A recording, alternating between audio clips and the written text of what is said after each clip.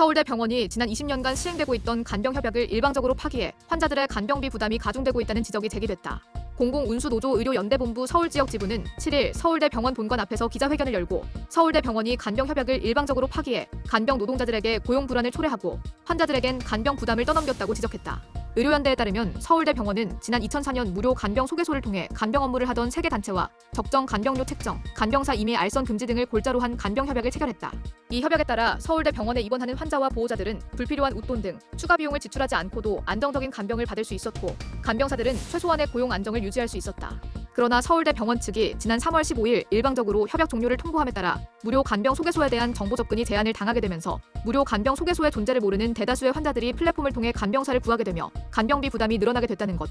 또한 비싸게 구한 간병사마저도 병원 시스템을 모르는 외부 인력이 들어옴에 따라 간병의 질마저 떨어졌다는 게 의료연대 측의 주장이다.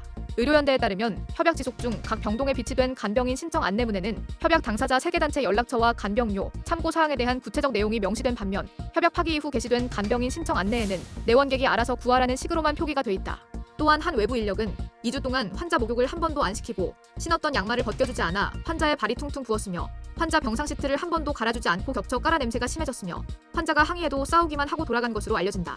더욱이 해당 인력을 보낸 업체는 보호자에게 매칭 비용으로 추정되는 비용을 별도로 받고 간병인에게도 소개비로 추정되는 비용을 받은 것으로 전해진다.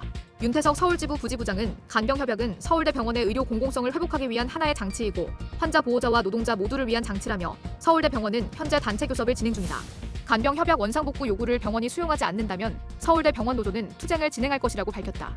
간병사로 일하고 있는 문명순 희망 간병분회 분회장은 간병협약 파기 이후로 간병사들의 생계가 위협받게 됐고 환자들 또한 검증되지 않은 간병사들과의 마찰로 힘들어하고 있다며 환자, 보호자, 간병사들을 생각한다면 간병협약을 원상복구해야 한다고 강조했다.